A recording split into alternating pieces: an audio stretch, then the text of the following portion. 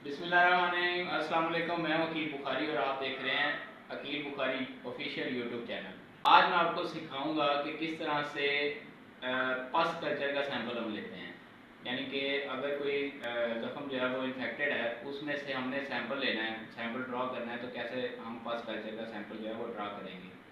तो मेरे पास एक पेशेंट है जिनकी जो ये आप देख सकते हैं कि बहुत ज़्यादा स्वेलिंग हुई हुई है, और यहाँ पे जो है ये जो एरिया है यहाँ पे पस भी बनी हुई है। इस एरिया में जो है ना वो पस बनी हुई है, तो इन्होंने डॉक्टर ने डिसाइड किया कि इसका जो है वो पस कल्चर जो है वो करवाएं।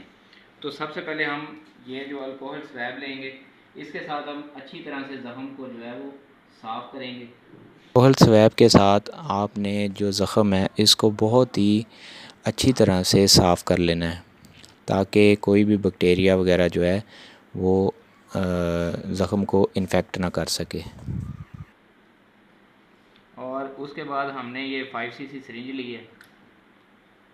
5 cc सिरिंज के साथ आपने बिल्कुल आहिस्ता से इसको प्रिक करना है, और हम एक दफ़ा चेक करेंगे कि इसके अंदर से कोई ब्लड वगैरह आता है या नहीं आता। पस वगैरह या ब्लड अगर आ रहा है तो सिरिंज के साथ ही हम कर लेंगे, अदरवाइज़ सिरिंज को हम निकाल लेंगे, क्योंकि अभी मैंने 2 दफ़ा चेक कर लिया है और इसमें से कुछ भी ब्लड या पस नहीं आई।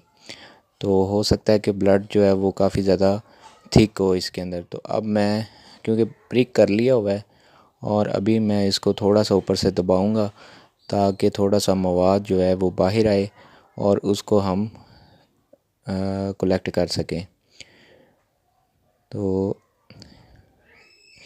उस साइड से भी और इस साइड से, दोनों साइड से हमें थोड़ा सा इसको प्रिक कर लेना है, ताकि थोड़ा सा मवाद इसमें से बाहर आ जाए और सैंपल कलेक्ट हो सके। तो दोनों साइड से ही, क्योंकि ये इनकी जो पस है अंदर वो काफ़ी ज़्यादा थिक है, और इसको अभी ऐसे नहीं निकालेंगे, इसको हम थोड़ा सा दबाएंगे, और दबाने से ये जो सैंपल है वो ड्रॉ हो जाएगा।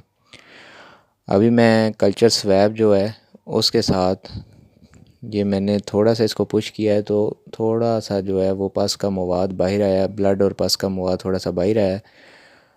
तो इसको हम कल्चर स्वैब के साथ कलेक्ट करेंगे। तो ये जो प्रोसीजर है ये डॉक्टर की ज़ेरे निगरानी होना चाहिए, और डॉक्टर जब एडवाइस करे तभी आपने उसको प्रिक करना है।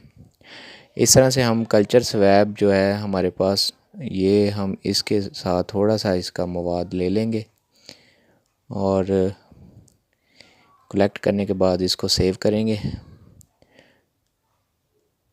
क्योंकि ये डॉक्टर जो है वो कह रहे हैं कि इसको थोड़ा सा आप मज़ीद दबा दें, ताकि अगर इसमें कोई है भी मवाद तो वो बाहर निकल जाए। तो इसी तरह आपने सैंपल कलेक्ट कर लेना है, और उसके बाद जो है ये सैंपल जो है आपने लैब के अंदर टेस्टिंग के लिए भेज देना है। इसका कल्चर एंड सेंसिटिविटी टेस्ट लगेगा, और विदिन 3 डेज़ इसकी रिपोर्ट आ जाएगी। तो वो भी आप दोस्तों के साथ आगे वाली वीडियो के अंदर मैं शेयर करूँगा कि कल्चर एंड सेंसिटिविटी की रिपोर्ट आपने किस तरह से रीड करनी है।